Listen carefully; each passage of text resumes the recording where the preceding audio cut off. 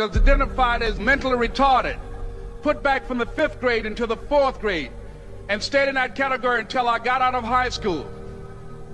I don't have any college training, but I met a high school teacher who one day changed my life. I was waiting on another student, and when he came in, he said to me, "Young man, go to the board and write what I'm about to tell you." And I said, I can't do that, sir. He said, "Why not?" I said, "I'm not one of your students." He said, "It doesn't matter. Follow my directions now." I said, "I can't do that, sir." He said, "Why not?" I said, "Because I'm educable mentally retarded." And he came from behind his desk and he looked at me. He said, "Don't ever say that again. Someone's opinion of you does not have to become your reality." And as he talked, my heart began to beat fast. Tears began to run down my eyes, and I was in the back just listening to him, because the speech he was giving, that speech was for me. And he said, "Les Brown," he said, "if you want to do anything worthwhile in life, you've got to be hungry." I told Mr. Washington I wanted to become a disc jockey. And so I started working to develop myself. He said, "I want you to practice every day being a disc jockey." I said, "But I don't have any job now." He said, "It doesn't matter." He said that it's better to be prepared for an opportunity and not have one than to have an opportunity and not be prepared. And as I was working to develop myself, I applied for a job as a disc jockey, WMBM on Miami Beach. I went to a guy named Milton Butterball. I said, "How you doing, Mr. Butterball? I'd like to get a job as a disc jockey." He looked at me, he said, "You have any broadcast background?" I said, "No, sir, I don't." "You have any journalism background?" I said, "No, sir, I don't." He said, "We don't have any jobs available." I said, "Yes, sir." I went back to Mr. Washington and I told him. He said, "Don't take it personally." He said, "Most people are so negative, they will have to say no 7 times before they say yes." He said, "Go back again." So I went back again. I said, "How you doing, Mr. Butterball? My name is Les Brown." He said, "I know what your name is. What do you want?" I said, "I'd like to know whether or not you have any jobs as a disc jockey, sir." He said, "Didn't I just tell you yesterday we didn't have any jobs?" I said, "Yes, sir, but I know whether or not somebody got laid off or somebody was fired, sir." He said, "No one was laid off or fired. Now get on out of here." I came back the next day like I was seeing him for the first time. I said, "Hello, Mr. Butterball, how are you?" He looked at me with rage. He said, "Go get me some coffee." I said, "Yes, sir." And I went to get him some coffee. After a while, I would get their lunch and dinner, and I would go in the control rooms and take the disc jockeys their food, and I would not leave until they would ask me to leave. One Saturday afternoon, while I was at the radio station, a guy named Rock was drinking while he was on the air.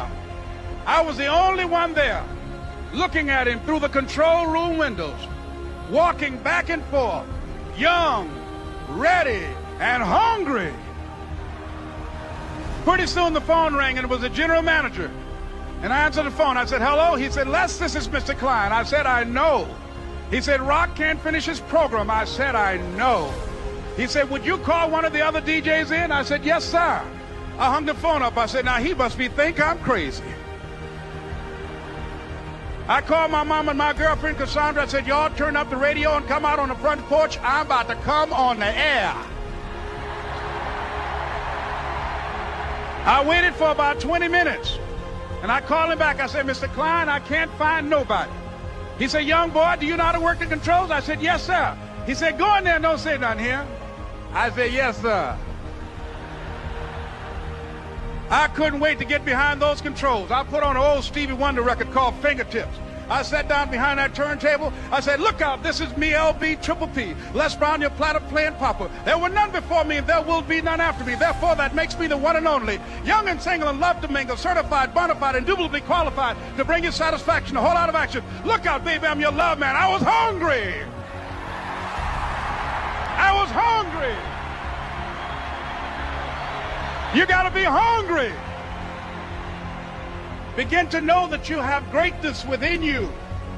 And if just one of you here begin to envision yourselves as being blessed and highly favored to reach your goals, if just one of you capture the essence of what that means, that you have greatness within you and a responsibility to manifest that greatness, that you can make your parents proud, you can make your school proud, you can touch millions of people's lives And the world will never be the same again because you came this way.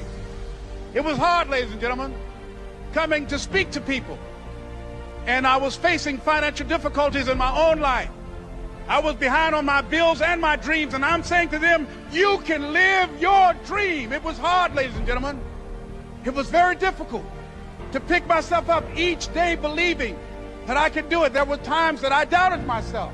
I used to ask myself, can I do this? And something said within me, you're the one. Don't give up on your dream. By continuing to push forward, by continuing to run toward my dream, that one day I would have my own talk show. It's a long shot, ladies and gentlemen, from Liberty City, an abandoned building on a floor, never knowing my mother or father. It's a long shot. Being here with you today in this dome in Atlanta, it's a long shot. No college training, labeled educable, mentally retarded, but I kept running toward my dream. Don't stop. Don't stop running toward your dream.